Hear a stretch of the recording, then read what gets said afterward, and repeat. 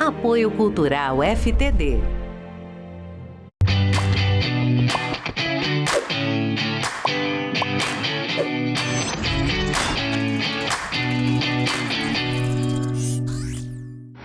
Olá, este é o De Propósito. Aqui a gente fala sobre propósitos de vida e como fazer de propósito para que as coisas aconteçam.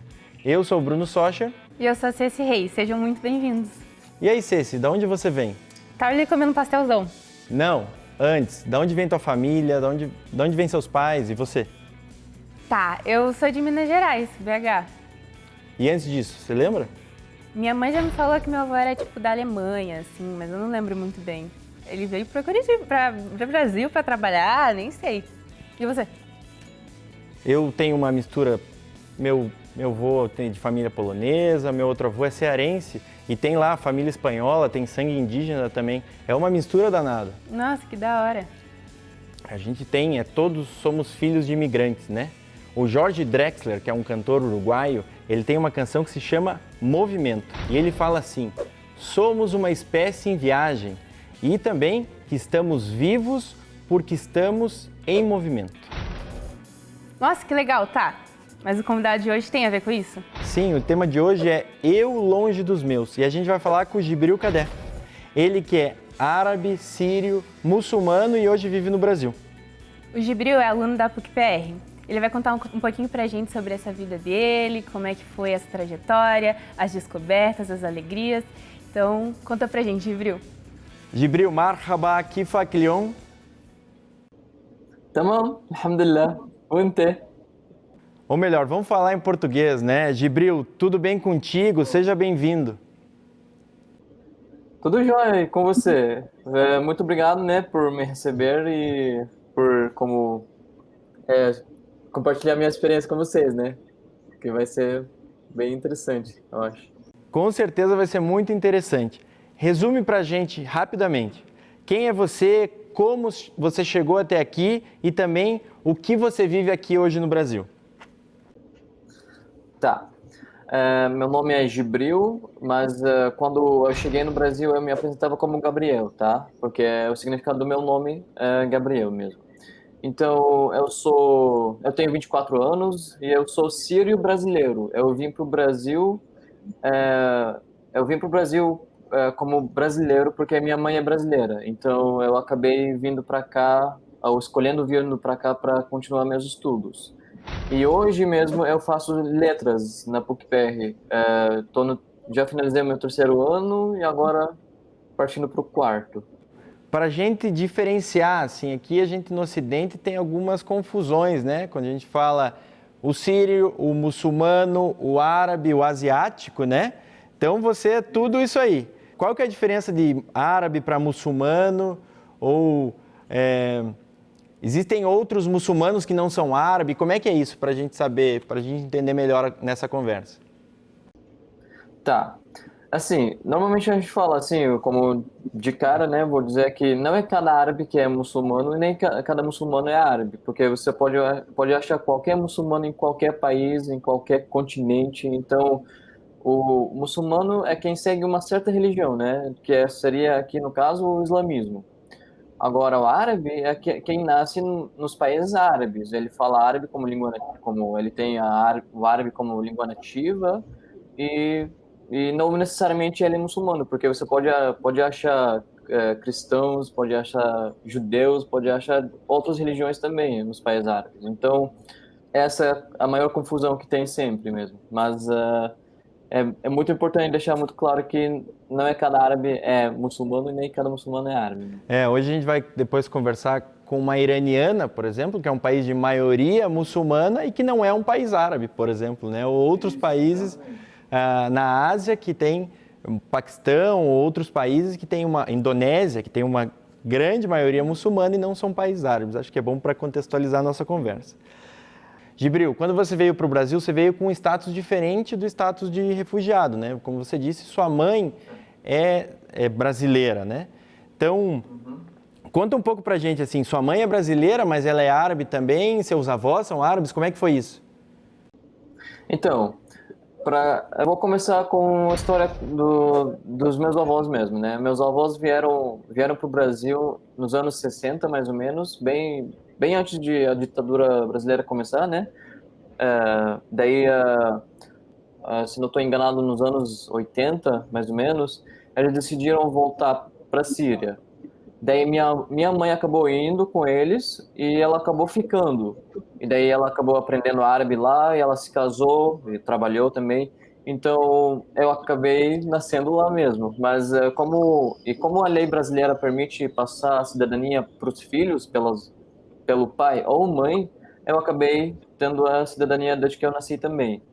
E daí foi isso praticamente foi um certo privilégio, né, para mim, como minha vinda para o Brasil foi um pouco mais fácil.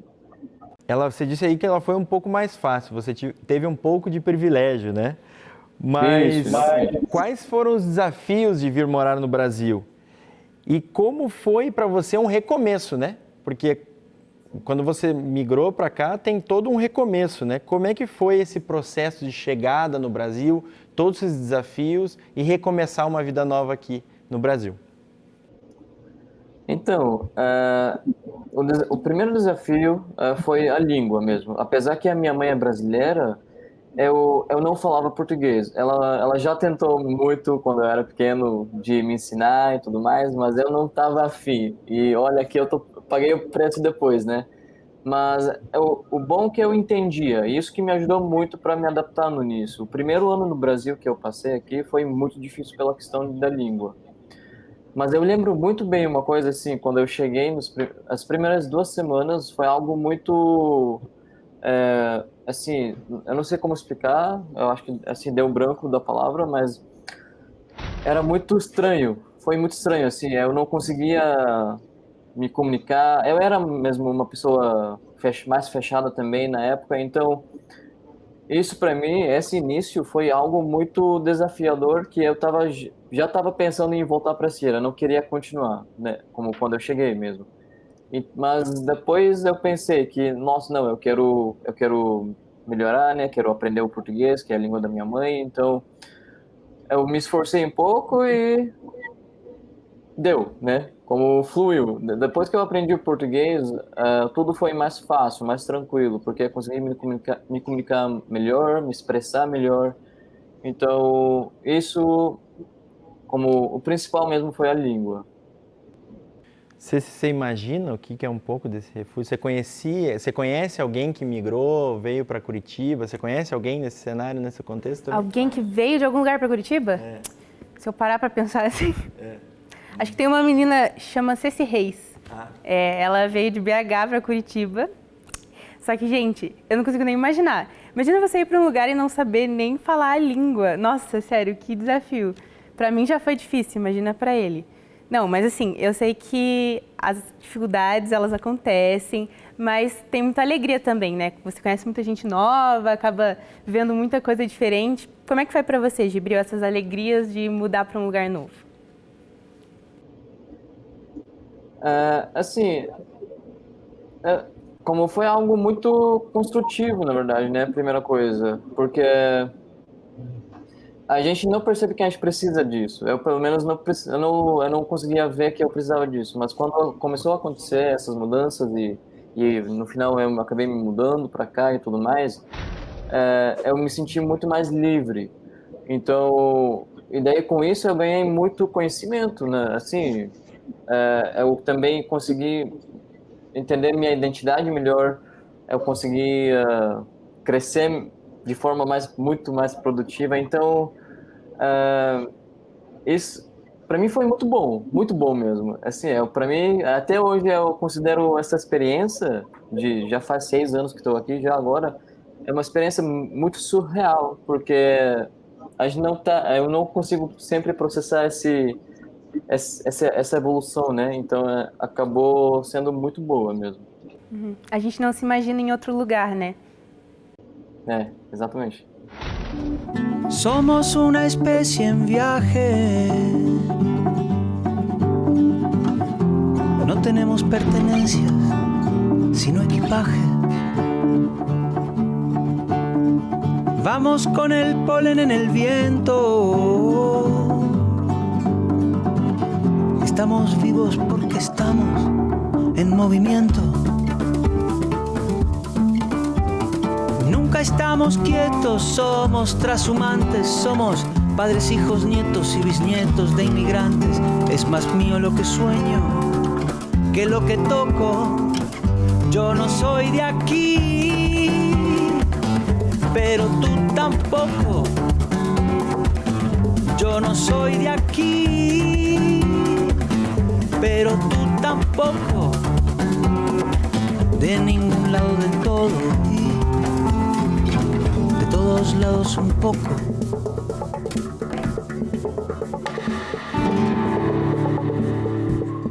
Agora vamos trazer uma mulher para esse papo, né, gente? Eu vou chamar aqui a Mamonir. Ela é uma iraniana que mora aqui no Brasil. Mamonir, quais foram os motivos que te levaram a migrar? Eu nasci em Teherã, capital do Irã. Várias mulheres no Irã têm muitos problemas sobre coisas normais da vida, como escolher de roupas para sair de casa. Sempre precisa que mulheres saíram de casa com véu. Não depende que qual a sua religião. Não depende. Você não pode fazer oficialmente dançarina, cantores. Você não pode sair de país para pedir passaporte sem deixar seu pai, sem deixar seu marido. Sempre precisa que homem deixa para você para fazer várias coisas normais na vida.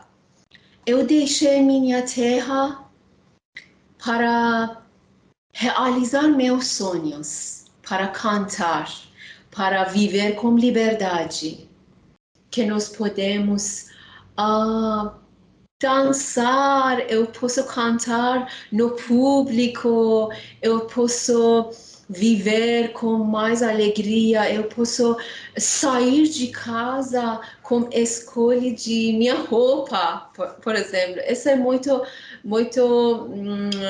fácil para vocês, uma coisa não muito importante, mas para pessoas que não têm essas, é diferente. Muito legal essa fala da Mamonir, né? Acho que ela pode complementar um pouco também, ou agregar também junto com a fala do Gibril, ele está tendo com a gente. E para trazer um outro olhar sobre esse assunto, eu vou chamar o irmão Miguel. Irmão Miguel, fala aí pra gente o que você pode colaborar conosco nesse assunto. Oi Bruno, oi Ceci, oi Gibril, oi pessoal de casa. É sempre um prazer ter esse canal de comunicação com vocês.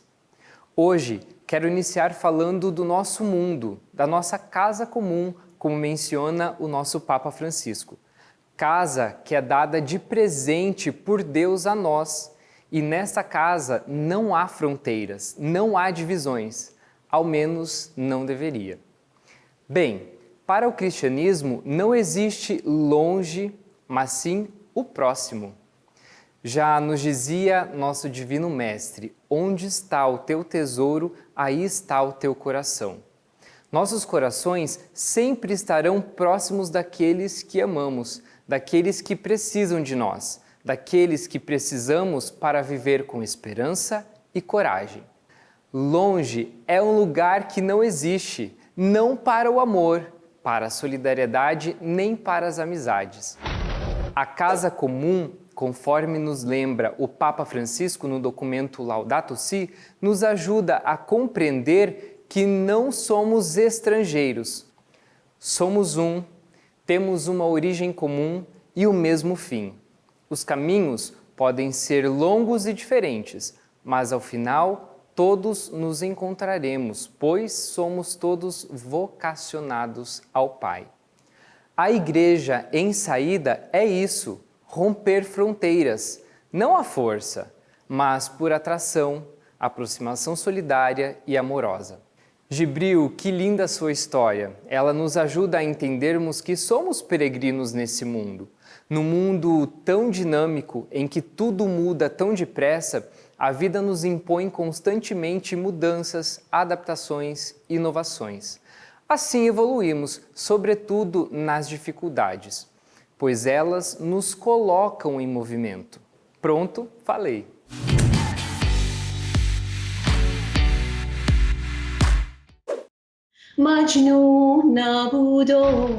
مجنونم کردی از شهر خودم ویرونم کردی یار یار یار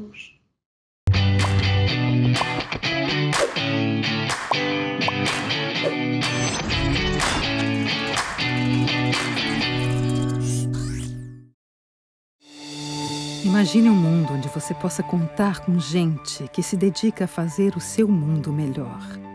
Pessoas que te compreendem, porque compartilham com você os mesmos ideais e a mesma missão. Pessoas que pensam além, por você, e que estão sempre atentas aos novos ventos, às mudanças inevitáveis, às estações que se sucedem, os engenhos do tempo. Pessoas que caminham ao seu lado, mesmo quando o mundo impõe novas e inesperadas barreiras. Essa gente parceira, flexível e humana, atende por um nome: FTD Educação. Conte com a gente. Conte com a gente sempre.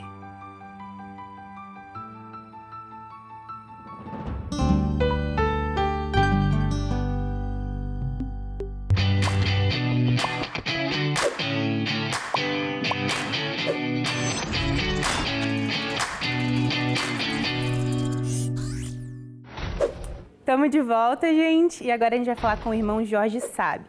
Ele é um sírio, ele vive na Síria e atua na educação de crianças e jovens em Alepo. Ele vai contar um pouquinho como que fica o coração de quem fica lá na Síria ou em qualquer outro lugar que seja. ¿Podéis imaginar que es abrir el grifo y no tener agua?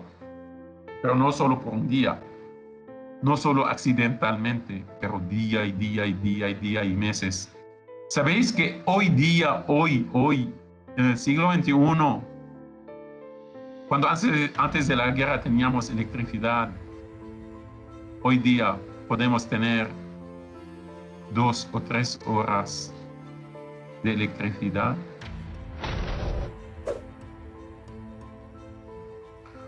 Hoy estamos viviendo bajo una injusticia. Estamos viviendo, es verdad que en mi ciudad, en Alepo, la guerra, las bombas se han parado, pero el sufrimiento no ha parado. No se puede hoy aceptar, hay que romper esas estructuras de injusticia.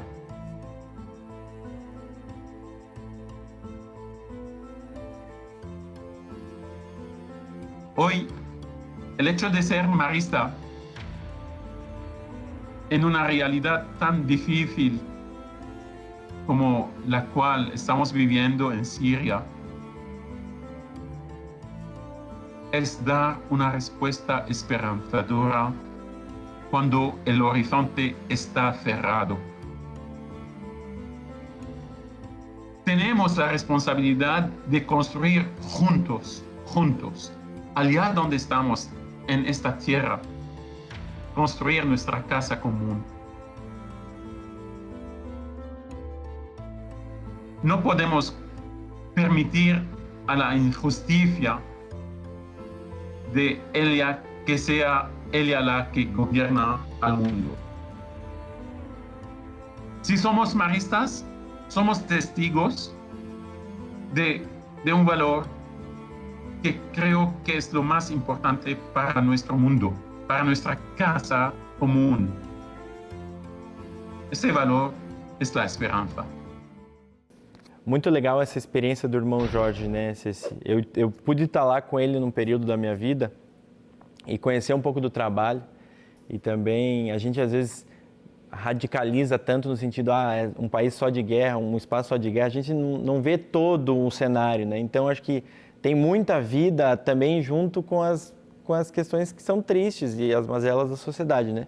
Mas é uma pessoa que optou por permanecer lá, teve a possibilidade de ficar lá, na missão de vida dele também, e acho que é um testemunho muito interessante, né?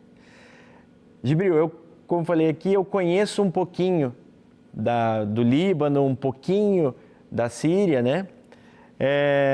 Você acha que é possível viver as suas características culturais vivendo em um país completamente diferente do seu? Ou melhor, o Brasil é tão diferente assim da Síria? Assim, certamente, em umas perspectivas é bem diferente, como a gente consegue ver umas semelhanças às vezes, mas de forma geral é muito diferente, porque para mim foi muito difícil, pelo menos para mim mesmo, manter certos pensamentos, certas tradições, enfim. Mas eu acho que é possível, né? Mas a pessoa tem que também ser um pouco mais flexível em umas questões, né? Então, no meu caso, eu acabei me mudando muito. Eu mesmo me mudei muito, que até quando eu fui para a Síria de volta, de visita, eu não consegui me adaptar do lá. E para mim foi muito como chocante, de certa forma. Como quando eu cheguei para cá a primeira vez, eu tomei um choque cultural. Mas quando também fui para a Síria de visita, eu tomei um outro choque cultural e que me surpreendeu assim. Eu fiquei, nossa, que diferença em pouco tempo. Você voltou para a Síria já de férias, né? A sua família é de Damasco, né? Você disse. Você tem saudade da Síria, por exemplo, ou você já olha para o Brasil e fala, esse é meu novo lugar e é aqui que eu quero ficar? Como é que está isso no seu coração? Como é que você leva isso no seu dia a dia? Essa é uma pergunta sempre minha mãe pergunta, na verdade, também. Que se eu penso em voltar para morar e tal. Assim, saudades, eu sempre falei que saudades do lugar é difícil hoje. Eu tenho saudade das pessoas, mas assim, eu tenho uma parte da família ainda lá, eu tenho meus amigos que eu sinto muita saudade. Agora, dos lugares, como país ou como cidade, minha cidade, talvez, assim, não tanto, para falar a verdade. Eu decidi mesmo de ficar aqui, de ficar no Brasil por enquanto. Eu quero crescer aqui mais, eu quero estudar aqui mais. Então, para voltar a morar na Síria, eu acho que vai ser um pouco mais tarde, talvez. Quem sabe, né? Como eu não posso decidir já meu futuro, que nunca vou morar na Síria, mas agora, atualmente, é difícil mesmo. E também você pode optar por ir para outro lugar e tá tudo bem também, né? Pode querer migrar para outro lugar, conhecer outros espaços, fazer vida em outros espaços, não tem problema nenhum, né? Eu acho que a essência mesmo é a saudade das memórias que a gente faz no lugar, né? A gente lembra das coisas e dá saudade, mas a gente pode ir para onde a gente quiser, que as coisas vão com a gente, né? Agora, Gibril, quero saber quais são os próximos passos, qual o seu propósito hoje, como que estão as coisas por aí? Nossa, falar detalhes mesmo, então? O propósito de vida, qual que é o teu propósito de vida hoje, Gibril, assim? Assim, eu quero crescer muito profissionalmente e como pessoa também, né? Porque eu realmente era uma pessoa muito fechada. Então, no Brasil, eu aprendi a me abrir um pouco mais ainda. E eu ainda estou aprendendo a me abrir ainda em certos aspectos também. Mas como que eu estou estudando, por exemplo, agora letras, né? Estou fazendo letras em inglês, português na PUC. Meu foco está sendo mais, na verdade, não é para docência, mas para tradução. Mas o meu interesse para docência despertou também, como achei muito, muito massa, assim, porque eu nunca me imaginei ser professor, e mais ainda professor de português. Então foi algo muito interessante que eu gostaria de explorar mais. Também eu penso muito ainda em viajar, como moradia, eu vou morar no Brasil, mas eu quero ter uma experiência ainda fora do Brasil também. Então, eu penso em fazer intercâmbios, talvez. Então, se der, né? Se eu tiver a chance também, eu vou aproveitar. porque o Brasil acolheu bastante gente, então isso acabou sendo uma coisa muito transformadora mesmo, até para mim, assim, foi uma experiência única, com certeza. Que bonito, acho que legal, né, Ceci? Acho que o testemunho do Gibril de recebeu algo ou pôde vivenciar algumas coisas aqui e segue tentando ajudar ou facilitar a vida de quem vem agora, né? Nossa, sério, meu coração ficou quentinho escutando isso, sabendo que você vai fazer parte da história de um monte de gente parecido com você.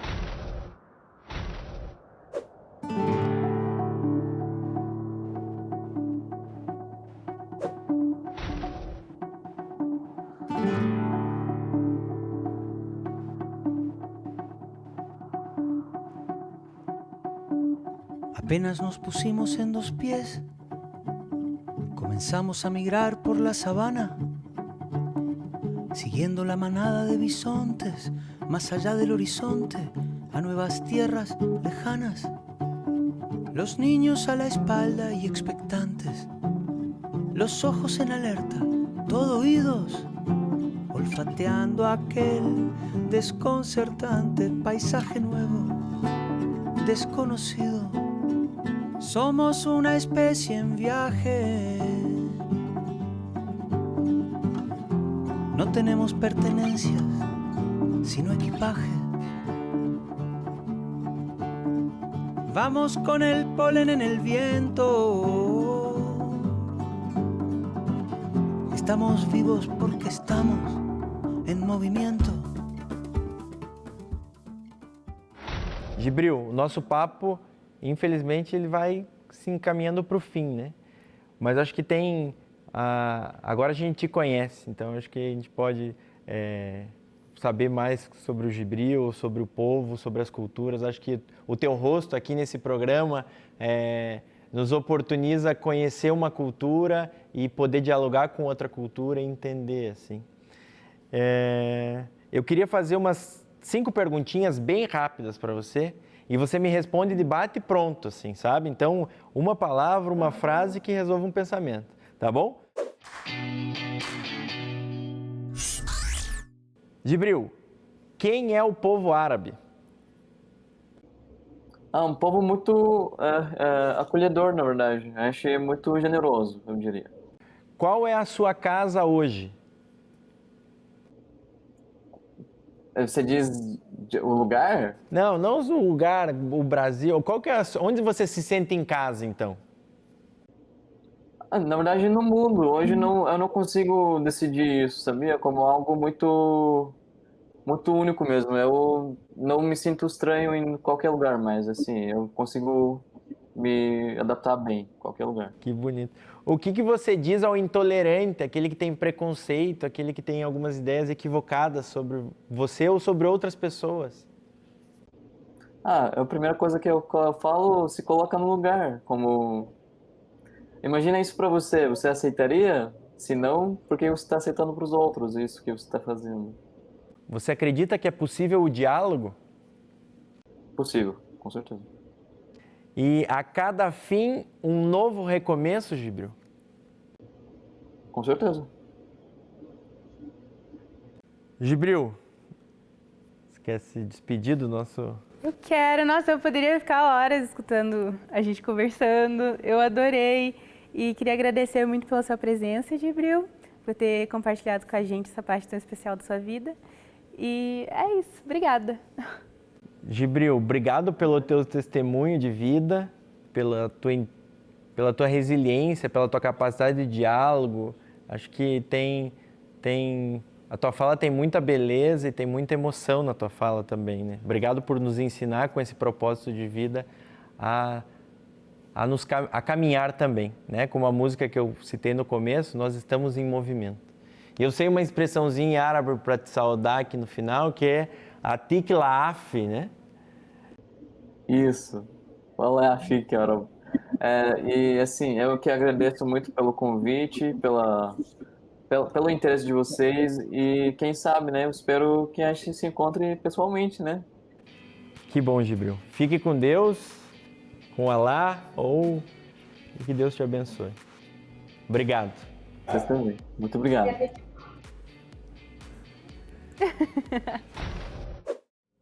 A história de refugiados e imigrantes constrói a nossa humanidade. E a gente tem que entender, aprender o quanto isso colabora para a nossa construção de uma sociedade mais justa, digna e humana, né? E também entender e ter misericórdia pela jornada desses nossos irmãos e irmãs. Para terminar, eu lembro aqui um trecho do texto Casas, de Warsan Shire. Ela diz o seguinte: você tem que entender que ninguém coloca seus filhos em barcos a menos que a água seja mais segura que a terra. Ninguém queima a palma de suas mãos debaixo de vagões de trem e ninguém gasta dias e noites no estômago de um caminhão, se alimentando de jornais, a menos que os quilômetros viajados signifiquem algo mais do que a jornada. Foi bonito hoje, né, Ceci? Foi, nossa, depois de tanta coisa que a gente escutou, conversou, nossa. Mas e agora, hein, Bruno? O que a gente faz? E agora? Vamos pra onde? Só Deus sabe, Ceci. Não, Bruno, a gente também sabe, né? Bora lá? Bora, com propósito e de propósito.